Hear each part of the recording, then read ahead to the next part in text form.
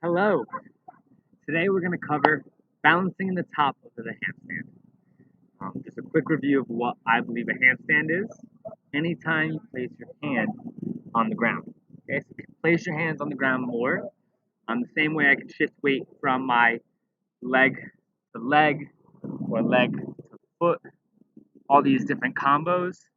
I can do the same thing with my hands, shifting weight, stacking, flying, shifting, stacking the body. All those great little tools. So just put the hand on the ground and shift into it more. Okay, that's really important. Make it play, make it just casual. Have your hands on the ground. That way your shoulder girdles are naturally stabilizing, just like your hips are naturally stabilizing throughout the day. You gotta really focus on what you're just doing. It's play, moving. It's required. Make it required. Okay, on to today's lesson. Today's lesson was inspired by Josh Quinn. He sent me a video of his handstand progression, asked me how it was doing. He was in the teeter-totter phase where he was jumping up and falling both backwards and over the top like this.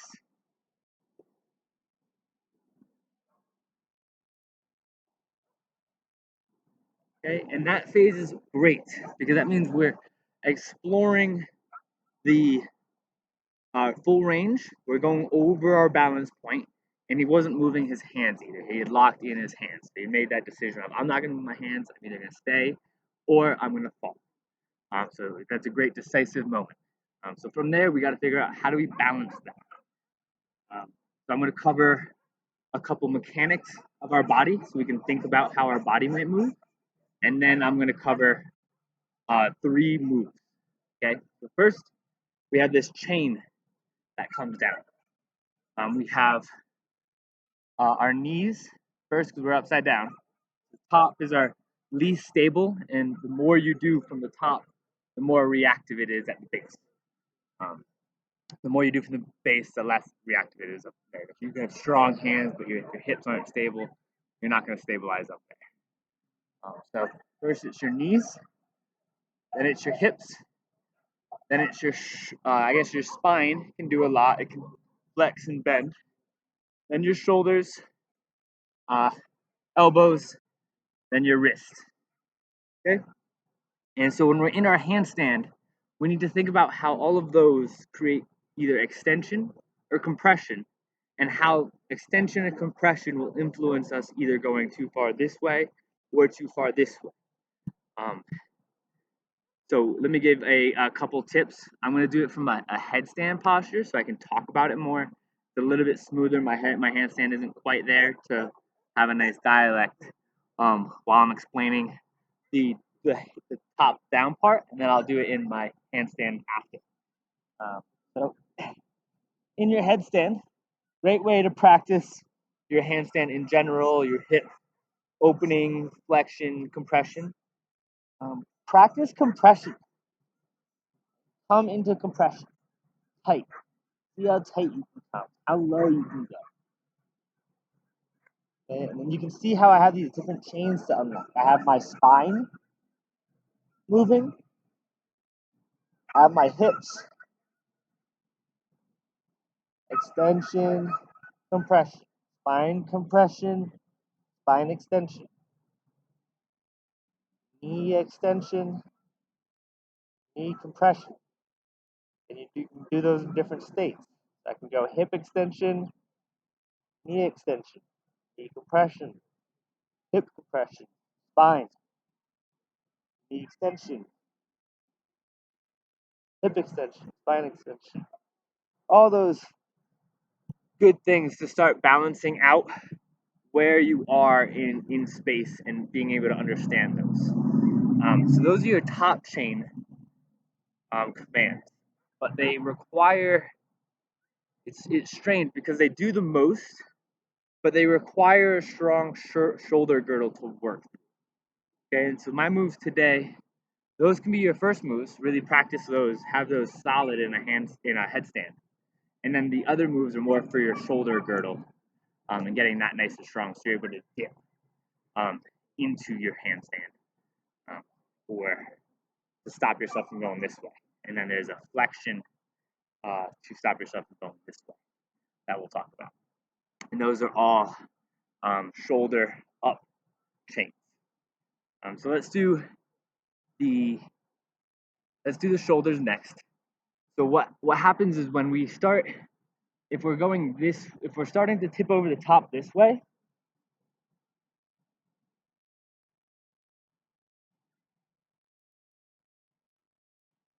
then we need to press back through our fingers. But if we start tipping this way, we need to drop our shoulders forward.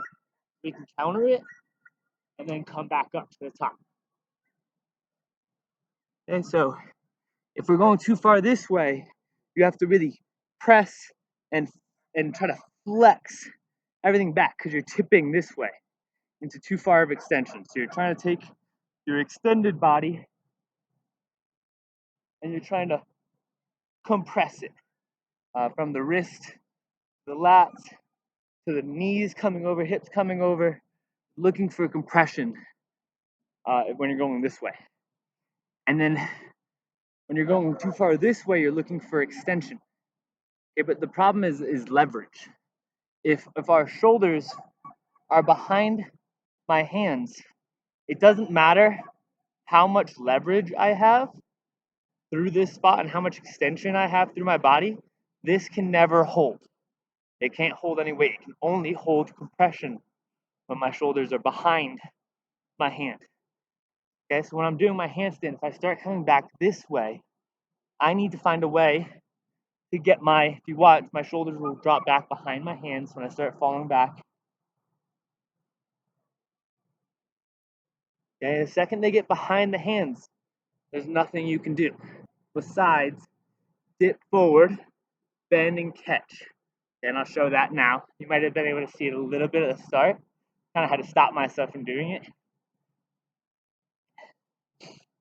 When you come up, as you start falling, the shoulders can bend and dip forward to catch you.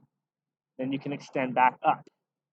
If you start coming back down, the shoulders can dip forward and then extend back up. Okay? So we need to learn that shoulder dip. That shoulder dip is front delt extension, and it's bicep stability. It's all this, but not from a high extension point. You need that lat to be open to be able to hit your extension at the top comfortably. But then you also need to be strong here so that you can catch yourself as you start dropping forward. Okay, so we're going to cover 3 moves right now to do just that. Okay, 2 of them are just reminders from my old video. I really think they're crucial. I'm going to dive deeper into them. And then one new one is a Hindu push-up. At least that's the name I know it by. Okay, so the first one is just going to be a beast posture. This is your kneeling beast. Knees under hips, wrist under shoulders, relaxed belly. We're trying to relax through all these. When you stand, you don't stress, you don't force it. You just stand and relax. Posture, you breathe through it. It's supposed to be an endurance activity. So let's find a spot we can stand. Okay, so this is enough. You can just come here. This is the start. Breathing here with your hands on the ground. Awesome. If your hands haven't been on the ground for years, all you need. Okay, stay here for a week. Breathe here for 10 minutes a day. Crawl around a little bit. Okay, but if you've been doing it for a little bit and you want to go further, activate your knees. Keep yourself soft. Okay, and then hand posture, we have this little V here and this nice little muscle. I like to push that muscle into the ground and push forward through that V. As our wrists get stronger, we can close off more and use more leverage. But as our wrists are weaker, we need to open up as if we're on a parallel bar. So our leverage is not over our wrist, but it's more this way. Less stability.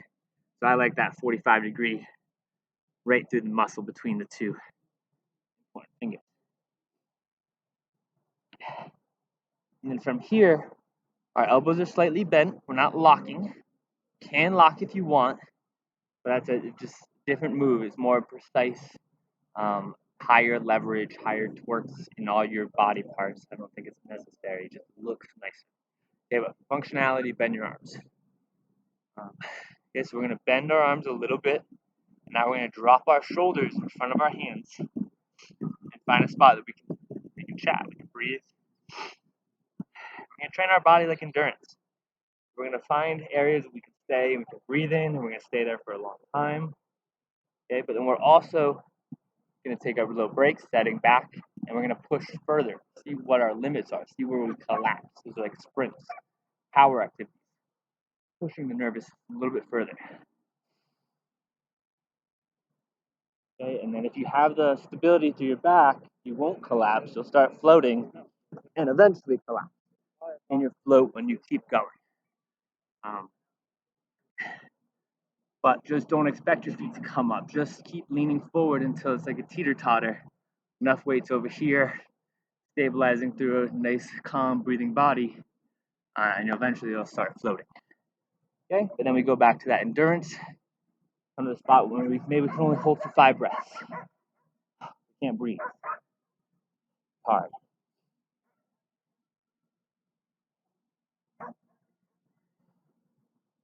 And setting back to the spot you can breathe. Doing little sets of that. Okay, so that's the low hip. That's our really low hip move. It's like we have our gator, which is super low hip move, stacking. Okay, either one arm on the hip, both arms. From there, you can stop stacking and open it up to the outside. And then from there, you can start lifting that up. You can apply all these ideas to that level too. It's just a little bit further into this extension here, so it's harder to manage. Where I'm trying to have us keep in that nice 45 degrees. We're aiming for the top. Top's really hard. Bottom's really hard. Middles, we need to be strong to be able to handle either one, in my perspective. Okay, so next is our bear version. Bear is just high hip walking. So beast walking is here, one limb next. Okay, trying to keep a light foot, stabilizing the spine, stabilizing through the shoulder girdle. Bear walking is extending those hips high. Same walking pattern. We're trying to bring our heel as close to our hand as we can and getting as much compression as we can before taking our next step. Okay, and then so from our bear posture, we're gonna do that same lean, with a slight bend in the shoulders and hips. Nothing super locked yet. Okay, so same hand posture, tucking in the elbows. In our bear posture, we start setting forward, finding those locations where we are comfortable to breathe, where we're collapsing quickly, where 5 breaths is a struggle, and then mingling those exercises into one. Having a nice forward roll for both of these, or a nice headstand, neck collapse. It's really good, so you're not nervous to go over the top. And then that way when you push to your end range, you have a way to exit. Okay, so go back, check out the roll video, see how you roll out of the handstand or roll in general. Keep your neck and stuff safe. But then we're just in our bear, we're just setting. Okay, so those are 2 static postures. We have 3 types of motion. We have eccentric, where we're controlling gravity. We're coming down slowly. We're not just collapsing into earth. And we have isometric, where we're holding still against gravity. And we have concentric, where we're extending up and through gravity. So we were just working isometric. You can also do those in eccentric. That'd be highly beneficial, both of them. That would just be that's the action of bringing your shoulders forward. Okay, that's the eccentric part. So we are eccentrically dropping them forward. Okay, and you can come back and come back up. You can come to a spot where you can come back from. That's isometric to contraction. Or you can go to a spot where you can't come from. Just control it eccentrically, collapse down to a knee, shoot back eccentrically. And the more you can control something eccentrically into isometric, then you can start concentrically controlling. But everyone just tries to concentrically control everything. Power is the activity of it, where this is more the receiving of energy. When you pull the jump, how do you receive the impact? That's more important in my eyes. That's longevity. And so now we're going to go through just a little flow of that. It's a Hindu push-up. I'll show the eccentric portion of it, eccentric to an isometric, and the whole eccentric to isometric contract portion of it. Okay, so the Hindu, basically a downward dog push-up. So you should be good at your push-ups first. Make sure you can drop down and come up. Put your chest on the ground, lift up your hips, push up. All that good stuff. Can't do that. Keep the knees on the ground, chest on the ground, push up. Do that until you can, and then you can eccentrically come down, knees, push, eccentric, knees, push. From there, we're going to do the Hindu. So we're going to set our hips back in our bear. We're going to drop our shoulders to our hands, like this. Okay, and we might just come all the way down to the ground and have to push back up and coming down. This is our eccentric. And now we're going to try to come through to our cobra. Fully express that down. When you come down, you might land, hips down and extend, and it's shooting back. But eventually we don't need to land. We can isometrically stabilize, maybe land, come down, or you can hold it up the whole time. And we go, keep our knees down and shooting back. From here, we can start pushing back in our down dog. It's a lot easier way to come up. That'd be our next contraction stage. Like this first one is still eccentric, kind of contraction, eccentric with the legs, and then we're able to contract up and back. But now we're going to come down and start pushing back up and through like a regular push. Okay? And now for this last stage, we're going to start isometrically holding at deeper and deeper stages of this move. And seeing and then contracting back up. So let's go less far now. We're going to push back and we're going to dip in, but we're going to come back. Okay, the less far you go, the more reps you can get, more endurance you can build. But then slowly we're going to start dipping further in.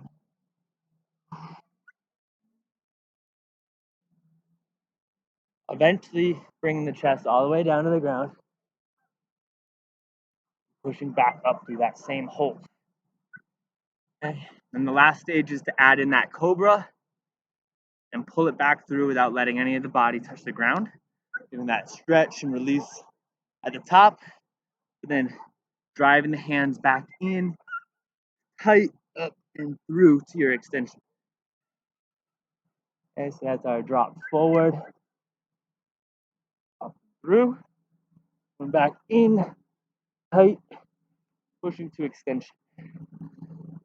Okay, so that's going to give us more of this nice range of work that we can use. And those first two moves are really going to hold. How do we stop action? How do we hold it? Yeah. So I hope those are great for you. Let me think 1 second if I had anything else to share.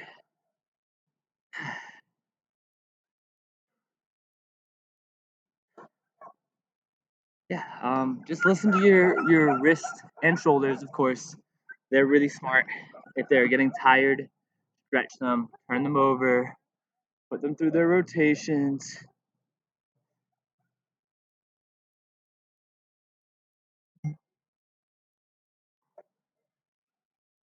All of the rotations, okay? Find them, see what feels good, give them rest, give them days off, weeks off, and then come back to it. Train consistently when you're training and rest consistently when you're resting. Um, don't overdo it, a little bit per day. Just get your hands on the ground, do some moves, and then do these ground moves. That way, when you do kick up to your handstand,